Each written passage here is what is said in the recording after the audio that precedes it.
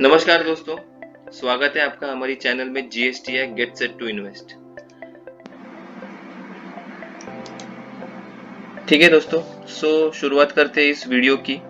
तो सबसे पहले समझ लेते हैं आज निफ्टी 50 का परफॉर्मेंस कैसे था। तो हम लोग को इसका जो ओपनिंग था निफ्टी 50 का वो हम लोग को थोड़ा गैप अप देखने मिला और उसके बाद हम लोग को एक हाई लगा कि हम लोग को फिर मार्केट में हम लोग को गिरावट नजर आई और अराउंड 1:30 के करीब हम लोग को फिर से मार्केट में हम लोग को रिकवरी नजर आई। तो ओवरऑल परफॉर्मेंस अगर आप देखो तो थोड़ा हम लोग को वोलेटाइल ही नजर आया पूरे दिन मार्केट में। लेकिन आज के इतने वोलेटाइल मार्केट में भी एक शेयर ऐसा था जिसमें सिर्फ हम लोग को तेजी ही तेजी नजर आई। ठीक है, तो समझ लेते उस शेयर के बारे में। तो उस शेयर का नाम है दोस्तों ITC लिमिटेड। ठीक है, आपने इस कंपनी के बारे में सुना होगा। तो इस कंपनी के बारे में आज हम लोग थोड़ी जानकारी ले लेते हैं इस वीडियो के थ्रू। तो सबसे पहले ITC का आज का परफॉर्मेंस समझ लेते हैं। तो ओपनिंग और क्लोजिंग प्राइस तो ऑलमोस्ट सेम ही थी और उसके बाद हम लोग को थ्रू आउट द मार्केट हम लोग को सिर्फ तेजी ही तेजी देखने मिली इसमें। ठीक है, तो मार्केट इसने आज ऑल टाइम हाई अपना हिट किया है। ठीक है, और इसका जो क्लोजिंग हुआ वो 408 रुपीज के आसपास। तो ITC का ये जो स्टॉक है ना दोस्तों, पिछले 1-2 साल में 200-250 के रेंज में ही चल रहा था और उसके बाद अचानक इसमें हम लोग को एक अच्छी खासी रैली देखने मिली है। ठीक है, तो ITC के बारे में हमने बहुत लोगों ने सुना होगा, लेकिन बहुत लोग ऐसे भी रहेंगे जिनको पता नहीं होगा कि ITC का एक्चुअल में बिजनेस मॉडल है क्या। तो आज के इस वीडियो में हम लोग ITC क्या करता है, उसका बिजनेस मॉडल, उसके सेगमेंट्स के बारे में हम लोग थोड़ी जानकारी ले लेते हैं। उसका रेवेन्यू का क्या मतलब कौन से सेगमेंट से कितना रेवेन्यू आता है, कितना परसेंटेज में रेवेन्यू आता है, वो थोड़ा हम लोग समझ लेते हैं इस वीडियो के थ्रू। ठीक है, तो मैंने आपके सामने एक मतलब चार्ट ओपन किया है जहाँ पे आप देख सकते हो कि जो ITC का बिजनेस है वो FMCG, hotel, agri, paper and packaging and उसके और छोटे मोटे बिजनेसेस है। तो इतने सारे पूरे उसके बिजनेस मॉडल में इसका मतलब इतने सारे सेगमेंट्स है उसके बिजनेस के। ठीक है, तो मल्टीपल बिजनेसेस में इनका योगदान रहता है। तो इनका जो रेवेन्यू जनरेट होता है वो सबसे ज्यादा हम लोग देख सकते हैं तो 38% के आसपास का रेवेन्यू हम लोग को FMCG में सिगरेट्स के जो बिजनेस है उसके उधर से जनरेट होते हैं हम लोग को देखने मिलते हैं। और जो इसके जो दूसरे प्रोडक्ट्स हैं FMCG के, तो उधर से ऑलमोस्ट 25% आता है। और जो बाकी के इसके जो होटल बिजनेस और एग्री बिजनेस है उधर से उसका जो बचा कुचा जो रेवेन्यू रहता है वो उधर से जनरेट हो जाता है। लेकिन इसमें एक प्रॉब्लम भी है दोस्तों। कैसे है ना, ये सिगरेट्स और मतलब अल्कोहल की जो कंपनीज रहती है उसके ऊपर कैसा गवर्नमेंट के बहुत सारे रूल्स एंड रेगुलेशंस रहते हैं। तो इनका जो प्रॉफिट, इनका जो लॉसेस होता है ना, वो गवर्नमेंट के डिसीजंस के ऊपर भी बहुत डिपेंड करता है। ठीक है, तो थोड़ा हम लोग इसके बारे में भी समझेंगे। लेकिन इसके जो FMCG के जो अदर प्रोडक्ट्स है ना, उसके भी हम लोग एक बार समझ लेते हैं कि वो क्या क्या है। तो आपने इनके बारे में बहुत सारे मतलब हम लोग डेली बेसिस पे हम लोग इनको यूज भी करते हैं, खाते हैं उसको, और यूज बाकी के भी इसके प्रोडक्ट्स है। तो लेकिन हम लोग को पता नहीं होता है कि ये ITC के प्रोडक्ट्स है, जैसे कि आशीर्वाद है और फिर बिंगो, yippee, ऐसे बहुत सारे ITC के प्रोडक्ट्स है जो हम लोग डेली बेसिस पे उसको मतलब यूज करते हैं। कुछ खाने के इसमें हम लोग उसको यूज किया जाता है। तो मतलब ऐसे बहुत सारे प्रोडक्ट्स हैं। ठीक है, तो इसके जो बिजनेस सेगमेंट है वो बहुत मतलब वाइड मतलब फैला हुआ बिजनेस है, तो बहुत बड़ा बिजनेस है। ठीक है, और इनका जो होटल का जो बिजनेस है ITC मराठा, ये मतलब ये मुंबई का इनका होटल है। ऐसे बहुत सारे अदर इंडिया में बहुत सारे जगहों पे इनके है और भी बड़े बड़े होटल्स हैं। तो इधर से भी इनका रेवेन्यू जनरेट होता रहता है, जैसे कि हमने देखा। ठीक है, तो ये इनका पूरा मतलब बिजनेस मॉडल है। तो आज की जो तेजी हमें ये जो देखने मिली, इसका बेसिकली हमको रीजन क्या है ये हम लोग थोड़ा समझ लेते हैं। ठीक है, तो इसके लिए आज एक न्यूज आई थी कि ITC ने HDFC को मार्केट कैपिटलाइजेशन के हिसाब से पीछे छोड़ दिया और ये 7 नंबर पे आ गई।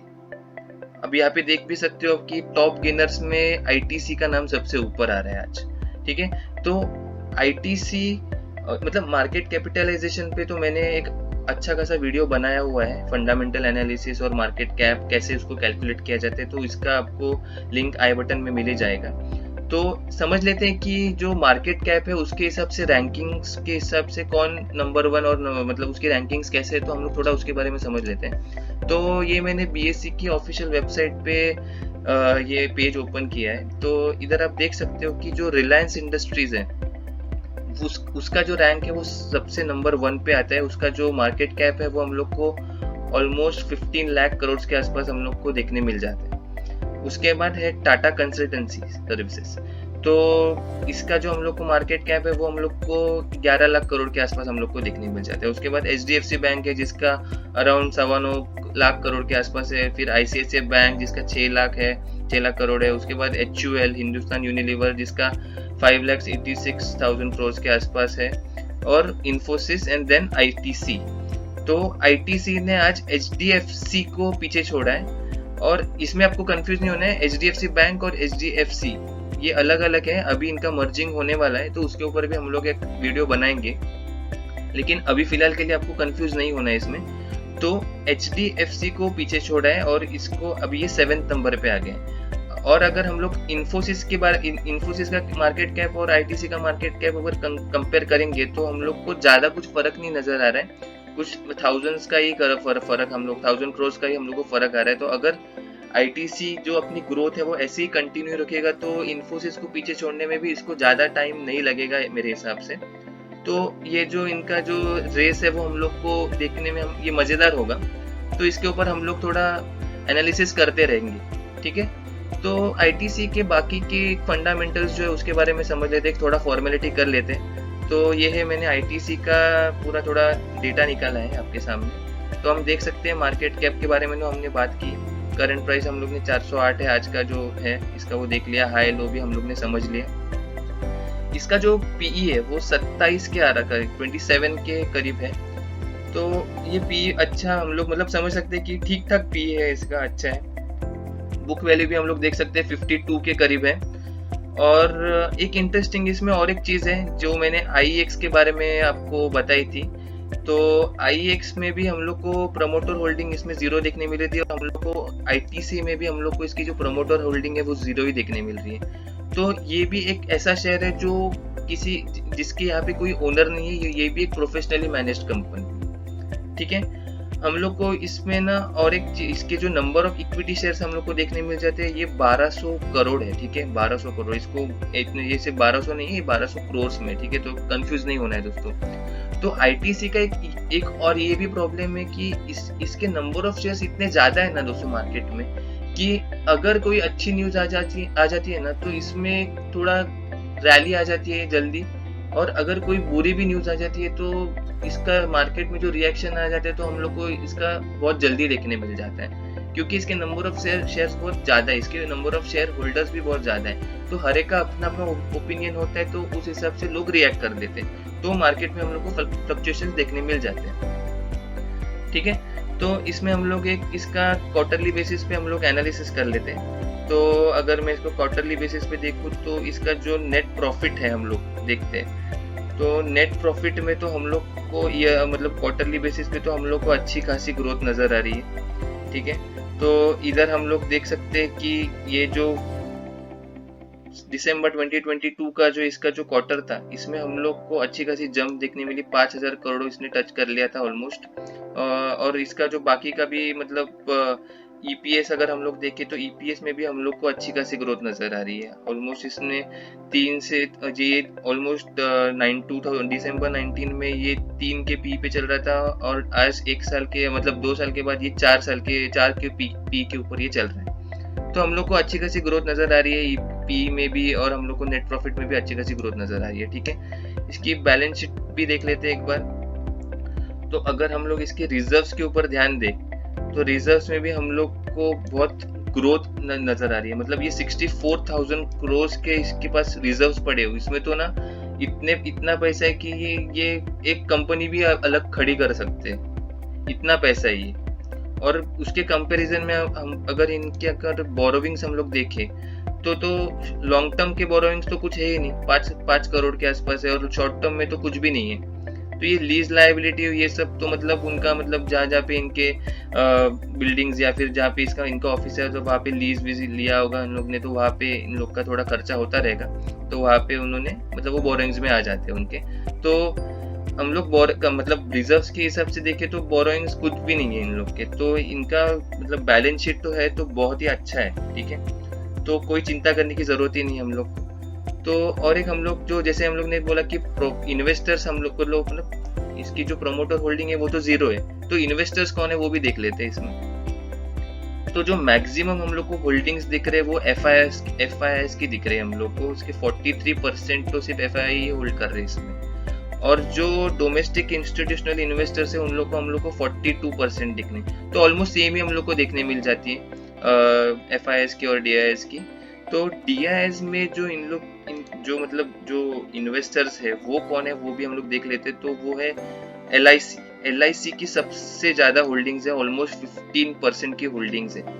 और ये जो specified under unit trust of India है ना, मतलब ये तो बेसिकली ये गवर्नमेंट ही होती है दोस्तों, ठीक है। तो हम लोग देख सकते हैं कि गवर्नमेंट कंपनीज का ही इसमें सबसे ज्यादा इन्वेस्टमेंट है और सबसे ज्यादा जो होल्डिंग है वो गवर्नमेंट कंपनीज का है, तो ये भी इसके लिए एक डिसएडवांटेज हो सकता है दोस्तों। अगर कल उठ के अगर गवर्नमेंट ऑफ इंडिया ने या फिर LIC ने सोचा कि हम अपने शेयर्स बेच देते हैं, तो इसमें हम लोग एक गिरावट हम लोग देख सकते हैं इसमें आगे जाके, ठीक है। तो हम लोग को इसके ऊपर एक ध्यान रखना जरूरी है कि जो क्वार्टरली जो रिजल्ट्स आते हैं तो उसके ऊपर हम लोग को इसमें कुछ फ्लक्चुएशंस दिखते कि नहीं, इसके ऊपर हम लोग को एक नजर रखना बहुत जरूरी हो जाता है इस केस में। और अगर हम लोग पब्लिक की बात करें तो पब्लिक हम लोग को धीरे धीरे ना इसमें हम लोग को कम होती नजर आ रही है।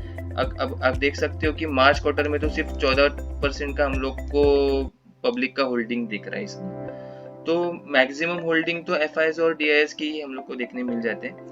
तो ये ओवरऑल इनका जो होल्डिंग पैटर्न है वो हम लोग को समझ में आ गया, ठीक है।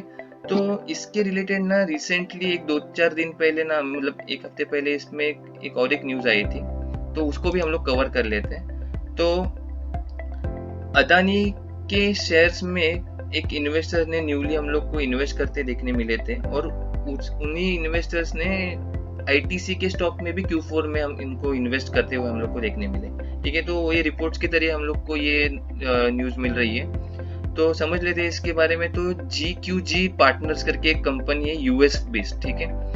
तो उन्होंने ITC में मार्च क्वार्टर में इन्होंने अपनी स्टेक बढ़ाई है, तो हम लोग यहाँ पे देख सकते हैं इनका जो प्रीवियस स्टेक था वो 1.29% था दिसंबर क्वार्टर में, और अभी का इनका जो स्टेक है वो 1.44% है। तो इसके वजह से भी हम लोग मतलब ये समझ सकते हैं कि जो रैली हम लोग को देखने मिल रही है वो इसका रीजन ये भी हो सकता है कि कुछ अच्छे इन्वेस्टर्स ITC में इन्वेस्ट कर रहे हैं, ठीक है। और अगर थोड़ा नीचे जाके हम लोग देखें इसको रिपोर्ट को पढ़े तो हम लोग को ये पता चलता है कि इनकी जो ये GQG जो पार्टनर्स ये जो कंपनी है फर्म, इसका जो टोटल होल्डिंग्स है equity number of equity shares है वो ऑलमोस्ट 17 करोड़ 87 लाख के ऊपर है।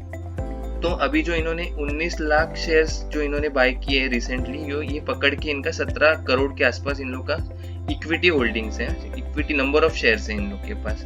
तो ये अच्छे खासे शेयर्स ये होल्ड कर रहे हैं, और आगे जाके देखते हैं अगर ये और अपना कोई स्टेक सेल करते हैं उसमें ऐड करते तो ये समझने के बाद मतलब इसके ऊपर हम लोग को थोड़ा ध्यान रखना होगा, ठीक है। तो ओवरऑल ये कुछ अच्छी न्यूज हम लोग को देखने मिल रही है ITC के रिलेटेड, और इसके जो बाय टारगेट्स भी दिए जा रहे हैं कुछ फर्म्स के तरफ से, तो वो भी हम लोग को उसको भी ध्यान रखना पड़ेगा। तो अच्छे ही टारगेट्स आ रहे हैं, 450 460 के आसपास के टारगेट्स हम लोग को मिल रहे हैं, कुछ एनालिस्ट हमको बता रहे हैं इसके बारे में। तो इसके ऊपर हम लोग ध्यान रखेंगे और इसको आगे आगे हम लोग धीरे धीरे कवर करेंगे हर एक आगे की वीडियोस में।